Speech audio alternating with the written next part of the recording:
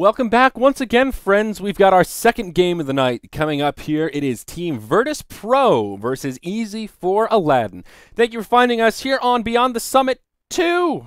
We've been relegated to the second stream. Lysander has taken over BTS 1 for Starladder SCA preseason coverage. Again, if that's what you're looking for, you're on the wrong channel, my friend. Head over to BTS 1, and the next two games of I-League will be right here on BTS Dos, the Ocho, if you will. After this, Team Tinker. I know a lot of y'all have been asking. Team Tinker is Game 3. That is the game after this one. We've got Game 2 coming up right now. Virtus.Pro against Easy for Aladdin. I don't recognize any names on the side of Aladdin. We've got Slander, Isu, Imaged, Seldere, and some characters I can't read. So, sky's the limit. We'll see. That seems to be my catchphrase tonight. I don't know why it keeps popping out so much. There could be a whole new world coming out on in this game. I don't know. I've got the lyrics. I was actually listening to that song yesterday. It's weird that we have a team called Aladdin. But let's hop on in here, see what's getting cooked up in the draft, see what these teams are working on. And, oh, boy. Looks like Virtus.Pro is going to do the dirty nice and early.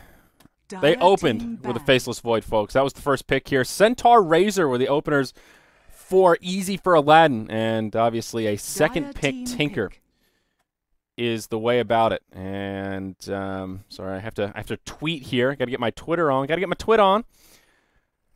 Faceless Void and Tinker, a pretty scary way to open things up here. Tinker always provides a lot of damage to dump into that Chronosphere, and Void just a good, solid opening pick. He's flexible. He does a lot of damage if he wants to. He has a lot of utility. Just all around, he's what everybody's talking about right now. Let's see. Lycan and Nature's Prophet both banned out by Easy for Aladdin.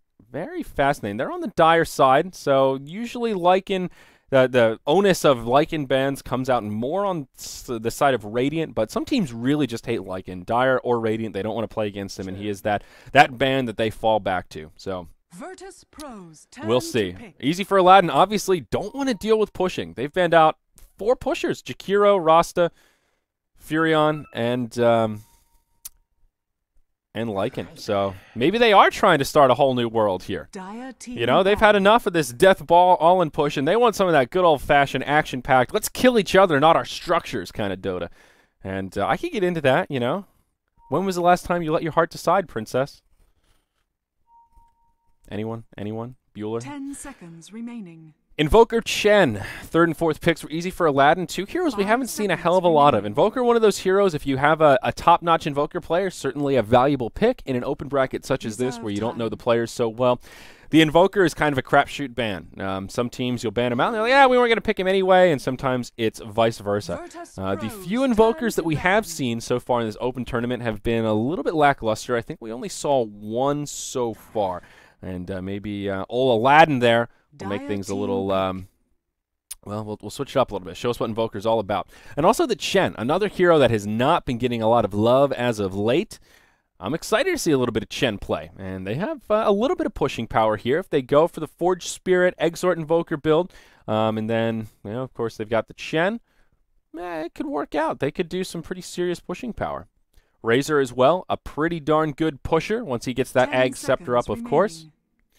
And wow, the 5th ban, even the Enchantress. All 5 bans dedicated to the pushers. Virtus.Pro, they banned out much more magic dealer types. The Skywrath would have paired nicely with their Void, but I guess not a hero that they were interested in dealing with. Pugna as well, another good pusher that could have synergized well for Aladdin. And the Shadow Shaman ban. He's kind of fallen off a little bit as well. Could potentially mean a pick that Virtus.Pro are looking for. I mean, Shadow Shaman would have worked well for their Mirana. The Virtus.Pro bans are kind of weird. They have a lot of heroes that they banned out that would have worked really well in their draft, and they will definitely need another support here. They could be angling for something like a Bane to pair with that Mirana. Virtus.Pro's turn to pick. Something like a Lion. He's sort of lessened in popularity a little bit as well, but he does work nicely with Mirana. Something like a Sand King could be okay here for Virtus.Pro.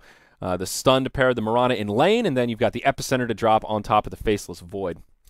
Now, Disruptor was the final pick for Team Aladdin up there on the dire side, And that will be a Disruptor Chen support duo. Probably the 10 offlane seconds Centaur remaining. headed down bottom. And then the Razor Invoker will be kind of interchangeable. Probably the Invoker mid with a safe lane Razor would be my guess. But okay, Virtus.Pro go with the hero that we talked a little bit of smack on in the last game. It's the Ancient Apparition. Great here. I even mentioned in the last game, one of the few niche strategies where Ancient Apparition works really well is when paired with a Void, because you can land Ice Blasts on top of the Chronosphere very easily, and it makes Void's life a lot easier. You just have to get him down to Shatter range rather than Death range, and also a great hero against Chen. You know, if you're stuck with that Ice Blast debuff, then the All Heal will do nothing. So good pick all around. Synergizes well with Virtus.Pro's lineup and works well against the team Aladdin here. Prepare for So, battle. sorry folks, just need a moment here. Make sure everything is all square with the stream. Looks like everything looks good. Nobody's complaining in chat too much. Poor Robin Williams. You know, that Robin Williams thing I thought was a joke. People are coming to my Twitch chat just spamming, Robin Williams, rip, rip, rip. People have done that before with other celebrities, so I've come to the point where I just ignore it, you know? People did, I got fooled with Justin Bieber. I was like, oh man, Justin Bieber died? No way, internet. And they were like, actually, that's just a joke. You were right about that one. You should have trusted your instincts. So I didn't believe it. 2 days later, I'm like, holy shit, Robin Williams is actually dead. And then I watched a lot of movies and cried. But, yeah, rip Robin Williams. Poor bastard. All right, let's introduce some players here on the Radiant side. We've got Team Virtus.Pro. Yol, tagged up as a stand-in, going to be playing on the Ancient Apparition here in the safe lane. He'll be joined by BZZ on the Viper. In the mid, it will be G, a.k.a. 30 God, playing on the seconds to Tinker. battle. Up in the top lane, that'll be Sadoy. On the off lane, Faceless Void. And we've got Jotum, J-O-T-M, playing on the Mirana as a support. We'll be roaming around a little bit here, stationed by the mid lane for now, maybe looking for that initial rune spawn, but I reckon we'll be headed down towards the bottom lane for a little bit of safe lane, tri-lane action. Get BZZ some of that farm. On the Dire side, we've got Team Aladdin. We don't know much about him, but maybe they'll give Virtus.Pro a run for their money. We've got Selderay playing on the Centaur War Runner. I feel like that's like a good name for a high elf or something, you know, like a blood elf from World of Warcraft. Selderay, at your service. Interesting. I wonder what the basis behind that name is. Imaged on the Invoker. Imaged. I'm not sure how to pronounce this one. I'm good. Maybe it's I'm good. Yeah, I think it's I'm good. Like 2GD. I'm GD. I'm good. Yeah, we'll say. We'll call him GD. We've got Effa Isu on the Chen here in the Dire Jungle. Some characters I can't pronounce on the Disruptor, and Slander playing on the Position 1 Razor. I like that. That's a cool name, Slander. Don't slander me or I'll slander you back. I like it. That's good stuff. So let's take a look at these lanes and see how things will work out. Big Brad down here is going to have his work cut out for him. Dire offlane is notoriously more difficult than the Radiant offlane. And we'll see Selderay here as soon as he walks up. Just gets blasted in the face by a round of poison from the Viper and Chilling Touch. He did go Chilling Touch level 1, so plenty of early damage. And Selderay, this is tricky. This is tricky. This camp right here is what makes things a little bit easier for the Radiant offlane. You can leech a little bit of experience. The Dire side will tend to pull it, and you can move around a little bit more in the jungle and control your lane. Selderay here, though, he's going to be totally boxed out. He's gotten a little bit of experience as he pressed forward, but it cost him a lot of his regen. So not a very cost-effective exchange for that one little bout of experience he was able to pick up. He will definitely be struggling, and certainly compared to his counterpoint, the Faceless Void, we can see the positioning from Sadoy. He's being so much more aggressive up here. He's only 2-1 in terms of CS, has yet to pick up his Poor Man's Shield, but has the gold for it, and now that they creep pulled, he should be able to move over to that secret shop, and the Poor Man's Shield is what makes it happen. Jotum, almost in some trouble here, did take a War Stomp from the Centaur and some nice body blocking, but he'll be okay for now as he rotates about. So, looks like the disparity between the side lanes here are kind of going in favor of Virtus.Pro. Viper 7-4 compared to the 7-3 Razor. So the position 1s are farming evenly, but the disparity is just the off-laners, where Big Brad is getting the short end of the stick. That leaves us with the mid lane here. Of course, it is Invoker versus Tinker, and Tinker is finding the much better of the exchange. 9-5 versus the 4-1 Tinker. And it looks like Tinker was dewarded, so he did lose his lane vision. Maybe that will tip the scales a little bit. Invoker can start to find some recovery, but wow. God just outclassing him right now is really what it's coming down to, just finding so much better the farm. He should not be doubling the Invoker right now. That is just not the way it should be about. But it is an Exort Invoker. Sunstrike is online.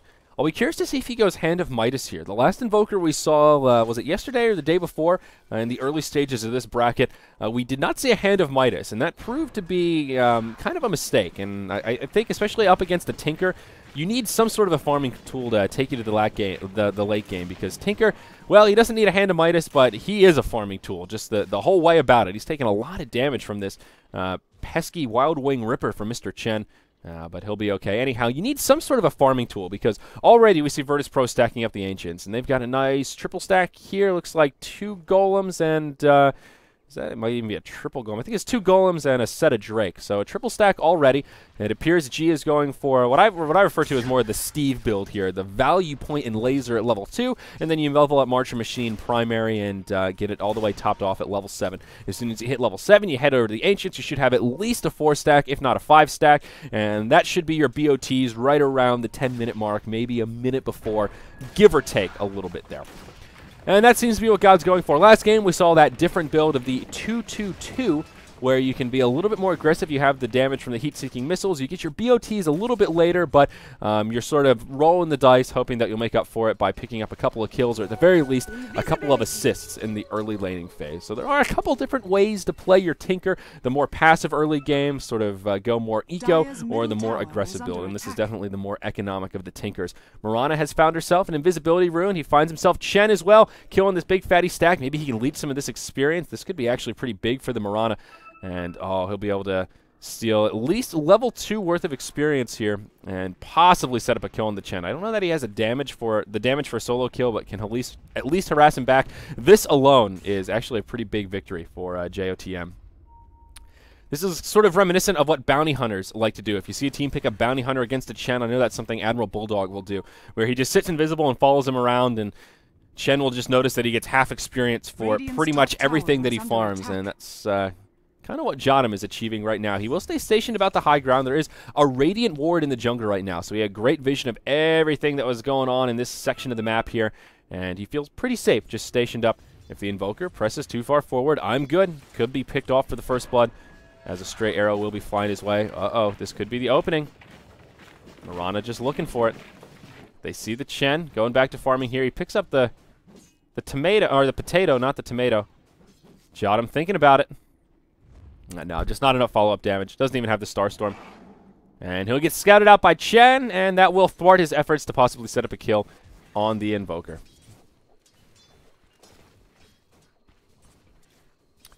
Well, let's check out the other lanes here. How's Big Brad doing? Selderay still only level 1. The struggle is real. It's Strug City down here.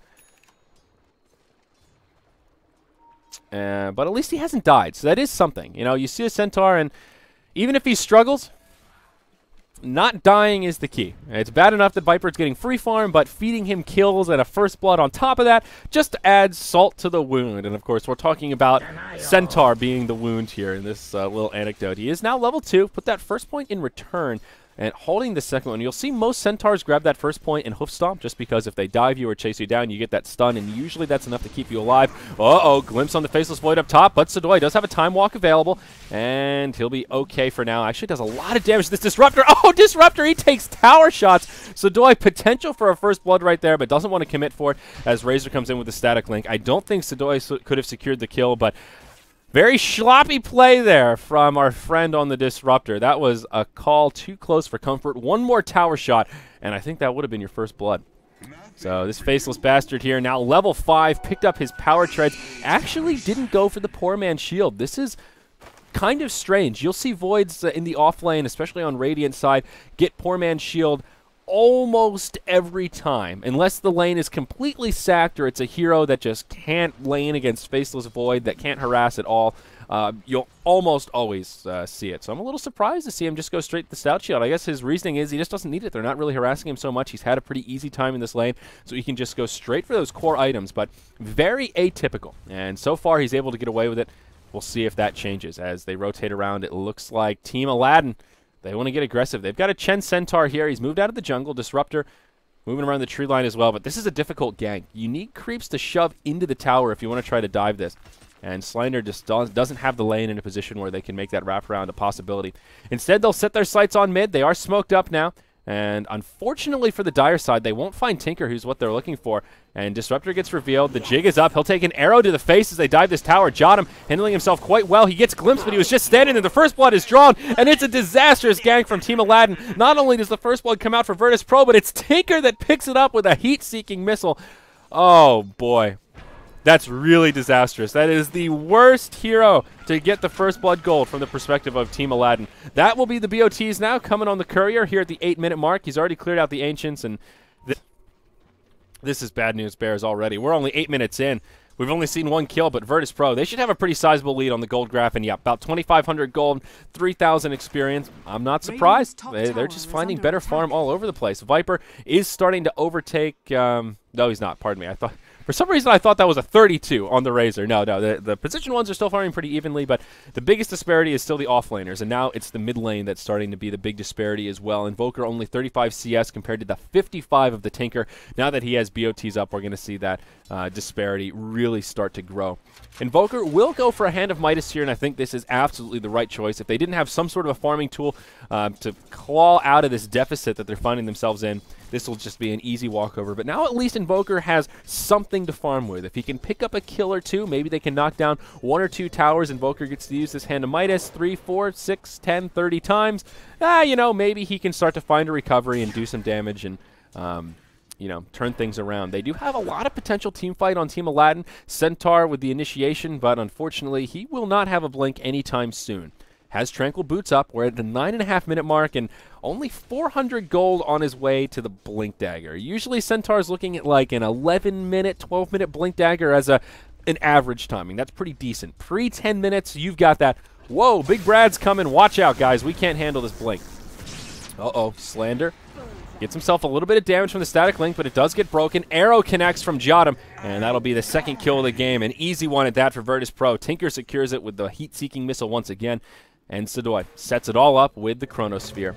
Meanwhile, in the bottom lane, things getting a little more aggressive. God rotating his way down. BZZ very close to having a mech complete. Is it actually complete on the courier? Yup, Archie blows. That's a 10-minute mech.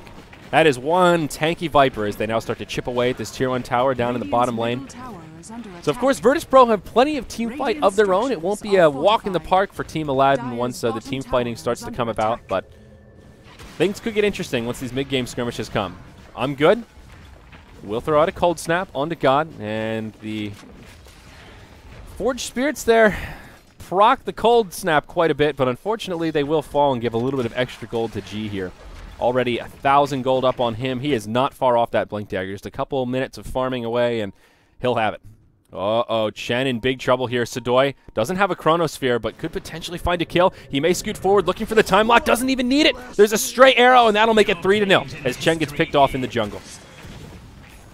Mid, Tinker taking a lot of damage. They're on the high ground here. I'm GD not in a good position. Oh no, he'll walk up to the high ground. He finds the Mirana, takes a Starstorm to the face. There's the extra star. Another heat-seeking missile. That's a killing spree for God. Oh my Lanta, it's disastrous. Sadoy finds himself a Disruptor. He'll get glimpsed back, but it's not over yet. Heat-seeking missiles fly through. Less than 100 HP to spare. Disruptor will live to tell the tale as God TP's home. Never mind. That's a heat-seeking missile to secure it. And Disruptor, sorry, pal. He'll take a tumble. Up top, Razor's given some space. He finds some free farm, secures himself a tower kill. But down bottom, they'll find a tower kill of their own. It will be a Tier 1 for Tier 1 tower exchange. Assuming it doesn't get denied yet. Big Brad won't even go for it here. So that tower exchange is actually really good news for the Dire side. That gives Centaur a nice boost of gold, now up to 900. Still less than halfway to the Blink Dagger, but at least it's something. He's pulling up that gold and has some reliable gold under his belt. Razor is the big breadwinner for the Dire side. He's their leading farmer, still lackluster compared to that of the Tinker and the Viper, but he's doing all right. Has himself some some phase boots. Working on the drums here, but we'll hold that thought as a big Chronosphere comes out in the jungle. Chen gets dropped. There's an ensnare on Sadoy to buy the Invoker some time, but God's coming forward. He's sipping that bottle. Now the rest of the Dire side joining the party. Moonlight Shadow comes out. Faceless Void actually gets picked off by Slander. He will survive for now unless Tinker can hop forward. Some heat-seeking missiles could possibly clean things up, but Tinker's not in a position to do it. The rest of the team, however, Moonlight Shadow deployed. Ward comes down. No mana for the Sacred Arrow. How upsetting. Could possibly find a straight kill if he connects with an arrow, but no such opportunity will arise. Viper, he is in one aggressive position. Will get glimpsed, but he was pretty stationary. Won't move him too far. Has a mech available. Full health, full mana with a Viper Strike. Anyone he finds will be in big trouble. He moves up to the high ground. Sell Ray. Nice setup with the hoof stomp. He might get caught inside the kinetic field. Oh, this could be bad for BZZ. He will try and TP home. They don't have an interrupt, and he'll make it. Nice heads-up play from the Viper, and he will survive. 6-1 as Virtus.Pro continue their reign of domination. 5,000 gold, 7,500 experience in their favor.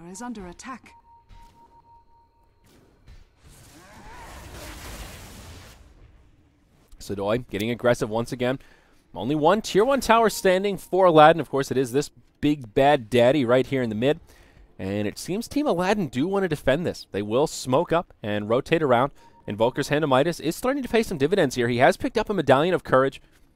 A good item if you want to move into the Roche Pit, and it looks like they'll do just that. Very sneaky play right here, and I like this from Team Aladdin.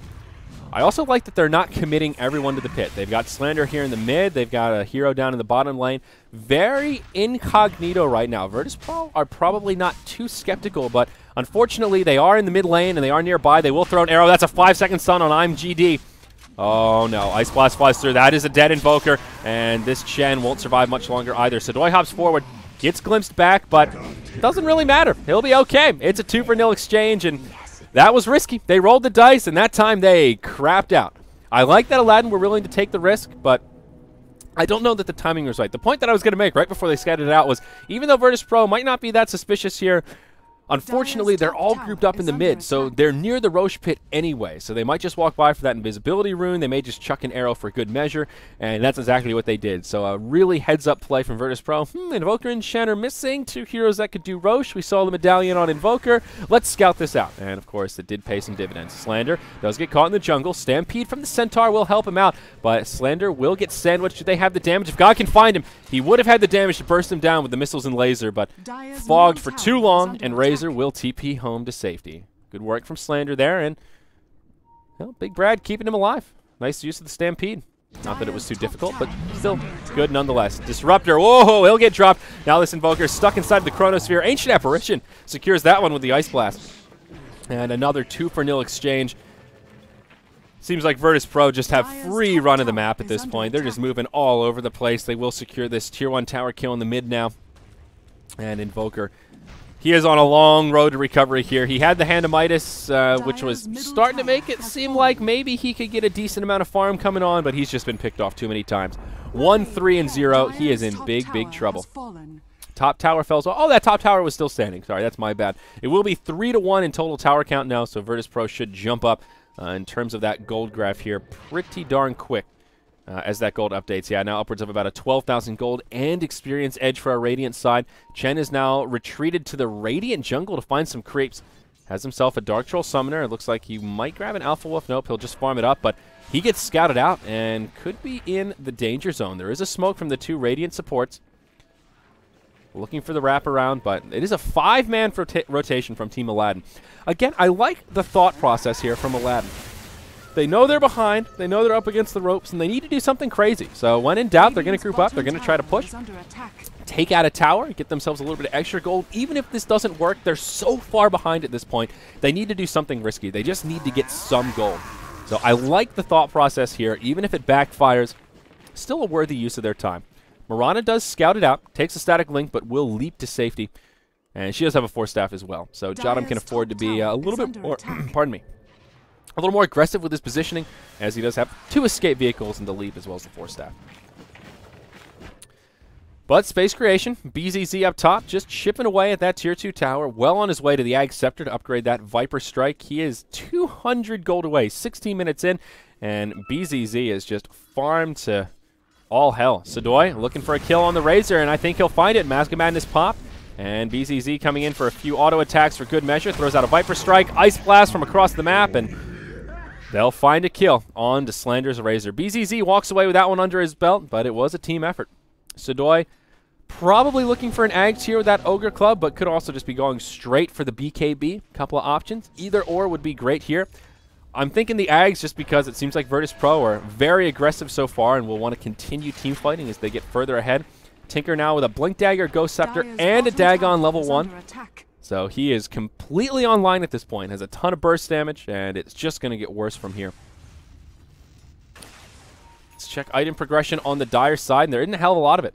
And it looks like a possible miscommunication as well. Chen has now picked up a headdress and going towards the chainmail. I was thinking, oh, maybe he's going for the pipe, but no, looks like he's working towards a mech, and lo and behold, Razor's already there. He's working on the recipe now, has the headdress and the buckler, so never really advantageous to have 2 mechs on your team. That is the opposite of value right there. But, oh, here we go. Ice Blast from close range will connect onto the Chen. Sudoi hops forward. Easy kill for Virtus.Pro as this Chen gets picked off once more. This is a rough game for old Chen. 0-4-1.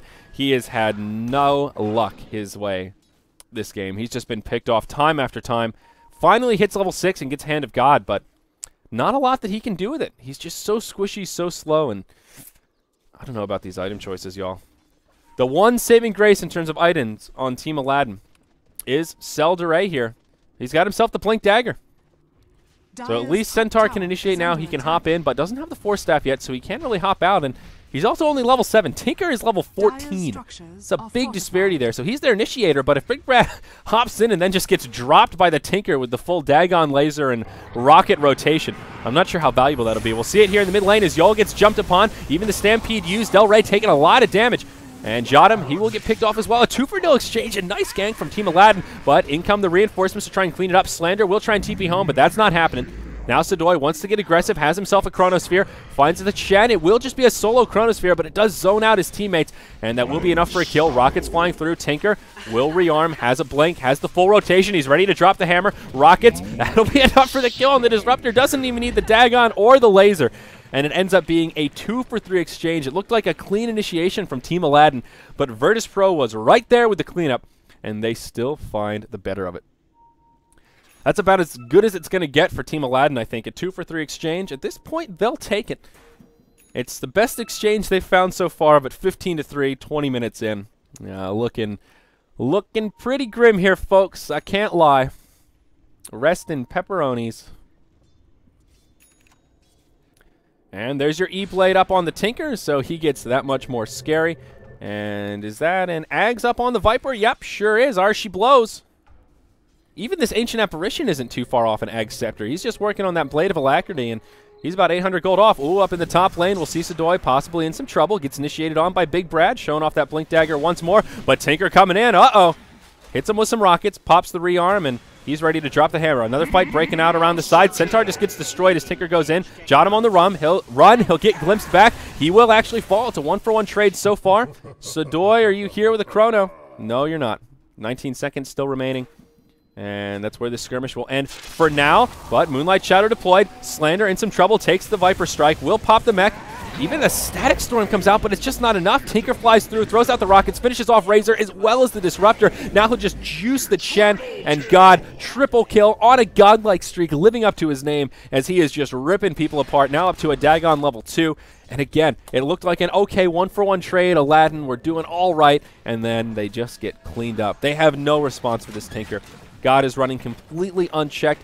He is more net worth than the top 2 farmers on Aladdin combined just by himself. And that doesn't factor in the Viper or the Faceless Void. That just shows how farmed Virtus.Pro are at this stage of the game. So, Tier 2 tower in the mid, I think may take a tumble here. Virtus.Pro grouping up, chipping away at it. They don't have a huge amount of pushing power, so it isn't too easy for them to kill the structures, but it isn't so easy for Team Aladdin to mount a defense either. We see God being very active around the map here, pushing the side lanes while his team continues to pressure the tower. They get it down to about half health as Forge Spirits come in and pull some of that creep aggro there. Now, Invoker's farm hasn't increased too much. He hasn't died too many times, but hasn't had that much room to farm.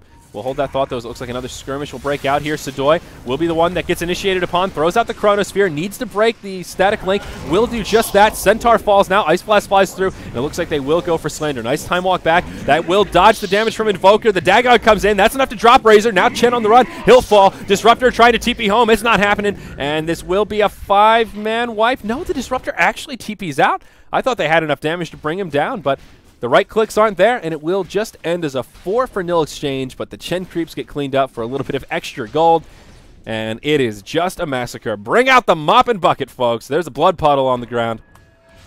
Aladdin and his monkey, they were cut down. Virtus.Pro looks like they What's that bad guy in Aladdin's name? Damn it! I had the I need to watch Aladdin, guys. Jafar, that's it. The bad guy. I like the Aladdin references, though. Robin Williams did do the voice of the genie, so there you go. Channeling the heart of Robin Williams. Although maybe that's no good. He had a beat heart, man. All that drug abuse.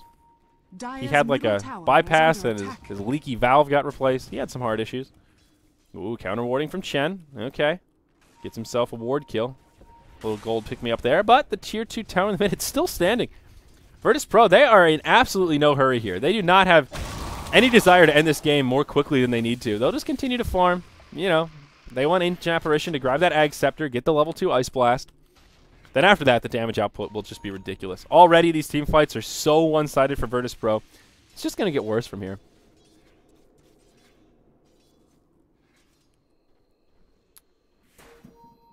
Blink Dagger on the Viper. Now, that's not an item you see all too frequently, but BCC wants a little bit of movement power, a little initiation there. I like it, getting frisky. And there's your Ag Scepter on AA. So I'm looking for a little bit of level 11 experience, but here we go. Smoke on the dire side. Team Aladdin. It's a 4-man squad right now. They don't have the Invoker with them, but here's initiation onto Sadoy as Selderay hops forward. His Kinetic Field and the Static Storm might be enough to finish him off, but no, the Kinetic Field expires, and Sadoy will survive for now. Oh, he gets glimpsed back, has no damage, and he will fall, but the rest of his team is nearby. Razor gets dropped by the Tinker, and now they'll press forward. Chen gets destroyed by the E-Blade Dagon. Rockets almost enough to finish off the Disruptor. 15 hit points to spare. Sadly for God, he's out of mana and won't be able to pursue it. Oh, never mind. Viper comes around the backside. He secures that kill, and now they may converge onto IMGD. Can they secure this kill? Viper Strike is available. Only a 12-second cooldown. Nice disjoint with the Ghost Walk, but he gets hit by an arrow. They see it, but they just don't have any detection.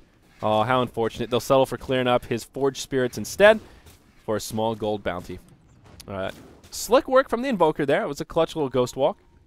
It was the Force Staff that disjointed it, but the Ghost Walk was clutch as well. It was a double clutch play. We'll give him a pat on the back there. Centaur, unfortunately, gets caught off guard, and he'll fall. Ooh, Ice Blast channeling through. There's nobody low in the well. Just a nice, healthy Scout and Ice Blast there.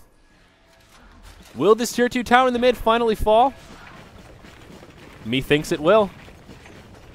Creeps will get cleaned up here, and yeah, it looks like Aladdin doesn't want to defend it. What was the name of Aladdin's monkey? Something Abu? It's something Boo. It's not Boo Boo. Dyer's top tower is under Is it a? attack. I think it's a Boo. I can't remember. Now I really just want to watch Aladdin. Damn it. Damn it, Team Aladdin. Jesus. God just wrecks the Invoker. I think he can kill everyone on their team with his rotation. Is anyone tanky enough? 1300, 750. No. Razor is the tankiest one, and we've already seen that the Tinker can E-Blade and just drop him. E-Blade, level 5 Dagon, and the laser. Yeah, you're going to be hard-pressed to survive that. And then Rockets and March the Machine on top of that. This Tinker is scary. Ice Blast hits. Look how much damage this does to Chen. That's just an Ice Blast. Look at the duration on that. Oh, he can't even go to the well. This just takes Chen out of the fight. It'll take him to like 35% just from one Ice Blast at full health. That's pretty absurd. But that is the power of the Ag Scepter Ancient Apparition. It's a damn good upgrade. The damage is just absurd. 17 seconds of no healing. So good against Chen. Razor working on probably an Ags with that Ogre Club, but who knows. I'm not sure he'll be able to farm whatever item he's going for at this point. Could be the BKB, though. And, yep, no items up on the Disruptor. Let's see, Invoker, any other item progression there? Nope. And Chen still just hanging on to the casual headdress. Hasn't been able to farm up much else besides that. And actually not too many other big items have come out on the Radiant side here. Looks like Viper now moving into a Heart of Tarask, has himself the Reaver, so he's just tanking up. Tinker probably looking at a Scythe of Ice coming up next, but I don't know. I feel like Virtus.Pro should just group up and end this one sooner rather than later. They're at the point where they're at critical mass. Tinker's at 21k net worth. What's he farming for? You've already got E-Blade level 5 Dagon. I mean, what could be more fun? I guess he could farm a Scythe, but to what end? To what means? You don't get bonus points for out-farming him. A win's a win, boys. Sadoy with his BKB, not opting for the Ags as we were possibly thinking there. Instead, just looking for the magic immunity. Wants to chop him down, swift and hard.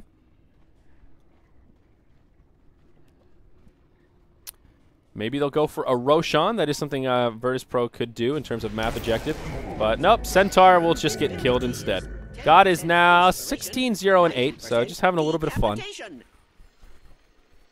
One of the more dominating Tinker performances we've seen. I wonder what the record is for most kills in a competitive game on a Tinker without dying. 16, 0, and 8 is pretty damn good. But I don't know. I'd have to do a little bit of research. Too bad my stats man is on vacation, or I'd ask him. But now Virtus.Pro, as I said, I was going to say, starting to group up about the mid, but nope. Nope, not calling for it. They don't want to take the head-on fight, and now they will move into the Roche pit. So they will get themselves the Aegis, and that will sort of make their lives easier. I mean, I'm even hard-pressed to say that. The last team fight, it was a 4-for-1. And that's only because they got the clean initiation onto the Faceless Void. If Virtus.Pro are the initiators, I think they can take a clean sweep. 5-for-0 exchange. They're far enough ahead that they can do it. Do we dare look at the gold graph? Almost 30,000 in their favor. XP is over 30K. So yeah, I'm going to be bold and say that they don't need this Aegis, but a little bit of gold boost, a little extra experience certainly can't hurt. 3,500 gold up on Tinker now following that level 5 Dagon. Who will they give the Aegis to? Probably Sadoy. Yep. He's been that target of choice, although now he has a BKB as well, so he'll be harder to kill in general, but with the Aegis, nigh impossible. Marching Machines coming out. God fluxing it up. A Blink Dagger on the Invoker. Well, he does have a lot of positioning tools. I'll give him that. Force Staff and Blink Dagger. But they're just lacking on the damage. Invoker is so low level right now. Invoker's damage generally comes from levels because he scales so well with experience. And the Hand of Midas has helped keep him kind of in the game, but only level 13. Level 21 up on that Tinker. Ice Blast flying through. This, oh, it's not going to connect on the Invoker. That could potentially have been a Shatter. Sad as that is, he just has such a low HP pool. There was potential for a Shatter there, but not happening. Dire's middle tower is Tier 3 tower taking heavy damage now. Glyph comes out from Team Aladdin. This could be the last fight, maybe their last stand. Virtus.Pro playing it very cautiously. Their creep wave does get cleaned up, but without the Glyph, this time VP can shove into the tower a little more aggressively. God rejoining the party here. Sipping the bottle. Let's take a look at the zoom out here, see the positioning. How do Aladdin want to do this? They need some kind of initiation. They've got the Static Storm ultimate. Uh-oh, here we go. Centaur hopping forward. Who's the target of choice? Sadoy. He just pops the ultimate straight away. A great counter initiation. Centaur falls around the backside. Slander about to get dropped as well. Meanwhile, Sadoy just picking them off. It's a 4-for-0. They don't even do any damage. GG. Good luck next game. And that'll do it. 30 minutes of gameplay. Virtus.Pro with one of the most dominating performances we've seen so far in this open bracket. They take the win. Well played by God's Tinker. Much deserved. A noble effort from Team Aladdin, but unfortunately just a little bit outclassed by Virtus.Pro. As we mentioned in the last game, the nature of the open bracket, ladies and gentlemen. The nature of the open bracket.